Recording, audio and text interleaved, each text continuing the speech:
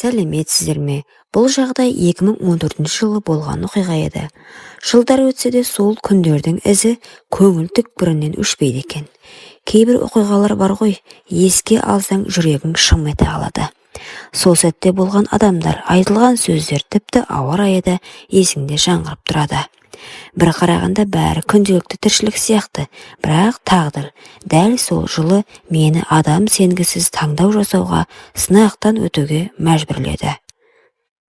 Ендеше басымнан өткен осы бір ауыр да сабаққа толы оқиғаны сіздерге баяндап берейін. Сол жылы мен ешқашан ұмытпайтын шешімдер қабылдадым. Әрбір сөз, әрбір күн мен үшін үлкен сабақ болды. Мүмкін сізге де ой салар. Оқиғамды асықпай тыңдаңыздар. Мен алғаш боп келміп түскенде 19-да едім. Құдды ойыншық сияқтымын.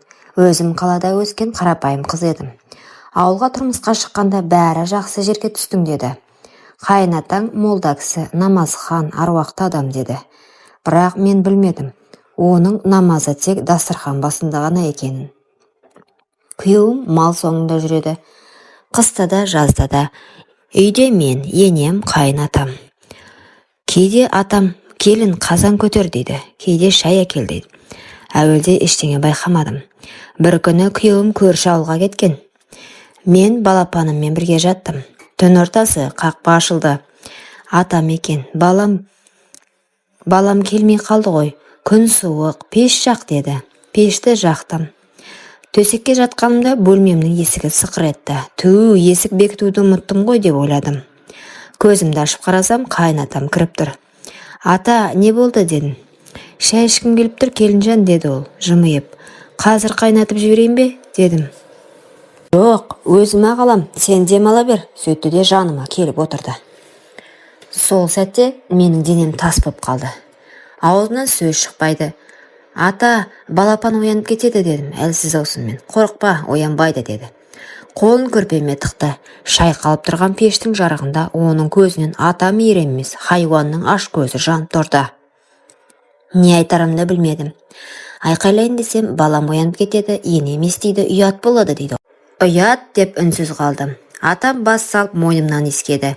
Саған ешкім сенбейді, әуре болмай қой деді. Жылағым келді. Ішімде айқай тұрды, бірақ тілімде тікен тұрды. Сөйтіп мен алғаш рет өз үйімде қор болдым, күйеуімнің әкесінен. Таңда дастархан бәрі отыр. Атам бұл қыз маған шай беріп пеш жақты деп мақтап отыр. Енем де мәз. Күйеуім малдың соңында жүрген. Мен ішімнен өліп отырдым. Осылайша ол түнде тағы келді. 2 рет, 3 рет мен ешкімге айта алмадым. Ұяттан емес, қорқыныштан. Бір күні ауылға шешем келді. Көрдім де құшақтап өксіп жыладым. Қызым, не болды деді. Анашым, мен үйіме қайтқым келеді дедім. Не істеді саған деді. Мен айта алмадым. Айтсам да бәрінен. Мені жек көретіндей сездім. Шыда деді шешем, ажыраспа. Қайнатаң молда адам ғой. Мен 2 жылдан соң ажырастым. Себебі мен сол түннен кейін күйеуімді жақсы көре алмадым. Күйеуім ештеңе білмеді. Бірақ менің жаным өлді. Ауылда әлі күнге дейін мені қарап етсің дейді. Қайнатаңдай жақсы адамға сөз келтірдің дейді. Бірақ мен үнсіз қалмаймын. Сол молда қайнатам тағы бір келінді қорлапты дегенді естідім. Менің үндемегенімнің кесірі. Ұяттың құны менің жаным, келесі келіннің намысы болып шықты. Сондықтан да қазір ұлымды құшақтап отырмын да осы хикаяны айтып отырмын. Мен үндемегеннен өзімнің есімімді ұмыттым. Мен аты жоқ келін болып қалдым. Тек арсыз, ұятсыз деп мен айтты. Ал сол түні мен ар ұрлаған адам арам болып қалды. Мен енді үндемеймін. Мен ажырастым. Анам мені қайта бауырына басты. Ұлым ер жетіп келеді. Оған ешкім қол көтере алмайтындай етіп өсіремін. Ұлым біреудің қызына көлеңке болмайтындай ер азамат болсын деймін. Сол үшін тірі жүрмін. Ұяттың құны сені арсыз өмірің емес. Ұяттың құны сенің қорлық көрмеуің. Осыны есте ұстаңдар. Көз жұмып қалмаңдар. Айтыңдар, айғайлаңдар, қорықпаңдар. Мен үндемедім. Менің қателігім сенің өміріңде қайталанбасын.